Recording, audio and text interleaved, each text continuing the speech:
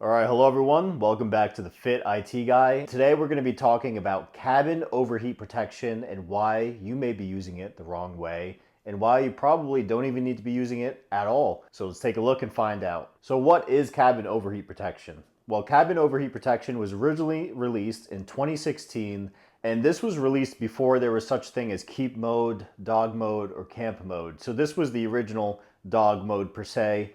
And Elon even announced that it was really just for keeping passengers, pets, and things like groceries cool in the car while you were out of the car for a short period of time. The main selling point of it, and it was more bragging rights than anything, is that it uses such low power that you could have cabin overheat protection on for about 30 days. But the reason you really don't even need cabin overheat protection is one, it only runs for 12 hours before it automatically turns off. And then you actually have to go back into the car, open the door, and close it again for cabin overheat protection to even turn back on its own again when the car is parked. Two, there's a huge misconception that having cabin overheat protection on will make your Tesla last longer, make your interior better, whatever, so on and so forth. Teslas, especially Model 3s, Model Ys, or any newer Tesla, honestly, uses Nappa leather. Synthetic leather. It does not use real leather, so you don't have to worry about the leather cracking over time, having to condition the leather, anything like that. It's a synthetic leather. I've never seen a Tesla dash crack or anything like that. The only Tesla dashes that do kind of fade after some time is the wood ones, which people usually replace anyway. They're super cheap to replace with whatever color you want to put in, or if you want to put a different type of wood one. There's so many aftermarket options there, or even just another piece from Tesla directly themselves. So cabin overheat protection has two modes. There's a non-AC mode and there's an AC mode. Cabin overheat protection will turn on if your car reaches above 105 degrees Fahrenheit inside the cabin of the car.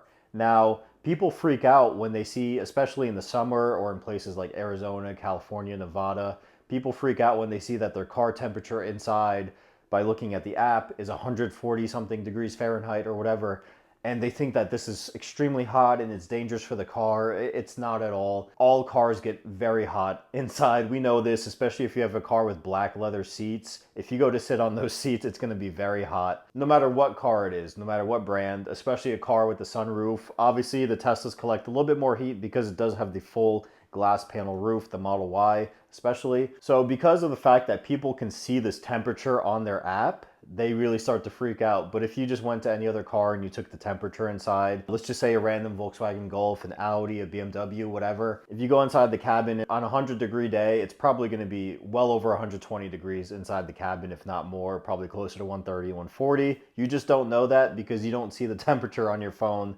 24 hours in the day, anytime you open your phone, you can go in the app and see the temperature inside the car and outside the car. I've been noticing this for years. I'm in so many different Tesla groups on Facebook. I'm on so many different Tesla forums, and I see all the times people asking the question, oh man, it's so hot in my car. I've been using cabin overheat protection, but it's using up so much of my battery every day, because a lot of people will use the AC setting of cabin overheat protection in the summer especially. If you use the AC portion, you're just going to drain your battery a lot quicker. The non-AC portion is a little better, but honestly, like I said, you do not need this at all. Really, the only time I would ever use cabin overheat protection is if I didn't want to use keep mode because I needed my battery on a long trip, but I got something like my groceries in the car and I had to make another stop, let's say at Home Depot or Lowe's, or I had to go to the mall and I wanted my groceries to stay okay and not spoil inside the car. I would turn on cabin overheat protection to not use up really much battery at all, especially the non-AC setting, versus using keep mode, which will use a considerable more amount of battery.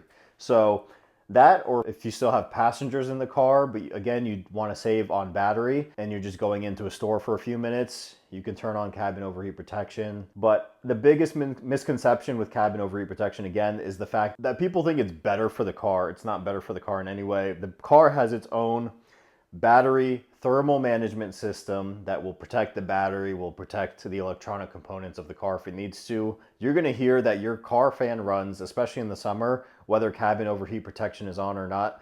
Your Tesla is keeping its battery cool if it needs to. Obviously with batteries, they need to stay within a temperature range. Obviously not too cold, not too hot. Probably cold is better, but not too hot definitely. And your Tesla does this automatically without you having to go put in cabin overheat protection. I'm going to show you this article here from when cabin overheat protection was originally released, and Elon was bragging it mainly for the fact that it could run for 30 days if it needed to, as bragging rights. Not that you should. I made the same mistake. I was a first-time Tesla owner 3 years ago now, exactly, pretty much. And I used to use cabin overheat protection. I would turn the AC function of cabin overheat protection on. But then at some point I realized I'm just wasting so much battery for no reason at all. And I did my research and I realized, okay, cabin overheat protection is not necessary. It's good to have if you're just going in the house for a few minutes, stopping somewhere for a few minutes, you have groceries in your car, you may have a pet in your car. If you have a pet at this point, just use pet mode. There's no reason to not use pet mode, and it gives you a nice message on the screen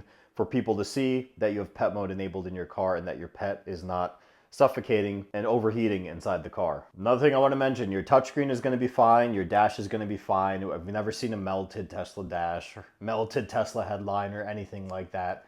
Your car interior is going to be fine. It's same, if not better quality than most other car interiors in the same price range, so your car will be fine. The Tesla engineers know what they're doing without you having to get any other intervention and intervene in the processes of the car's daily tasks.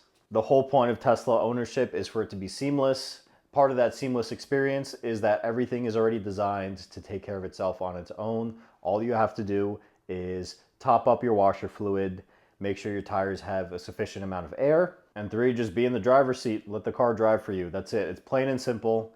Tesla ownership is so simple. Do not complicate it with cabin overheat protection. The other reason I want to mention why cabin overheat protection may be bad is that you're going to use up your HVAC system more and more, especially if you have the AC setting on cabin overheat protection. You're just putting unnecessary wear and stress on your HVAC system. And we've seen how expensive these HVAC systems can be to replace if they do go bad outside of warranty. We're looking at anywhere between $2,500 to I've seen $3,500 to replace the super compressor inside a Tesla Model Y, for example. So you do not want to have a $3,500 bill in 4.5 years when your HVAC system goes out because you use cabin overheat protection all the time, thinking it's going to be better for your car, but it's not better at all. Now, of course, my final recommendation, if you didn't already pick it up from this video, is keep cabin overheat protection on.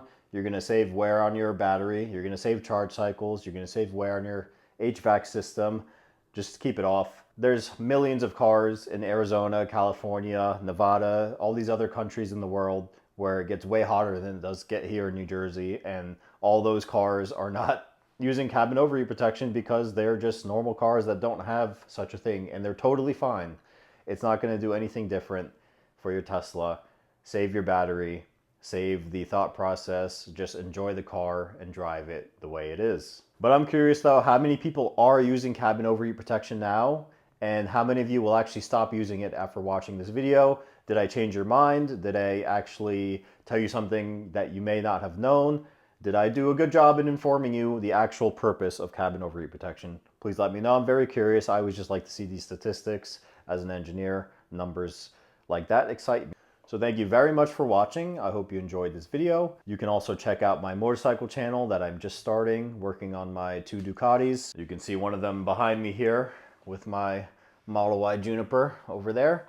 So thanks for watching, everyone. Please like, comment, and subscribe. We just hit 5,300 subscribers.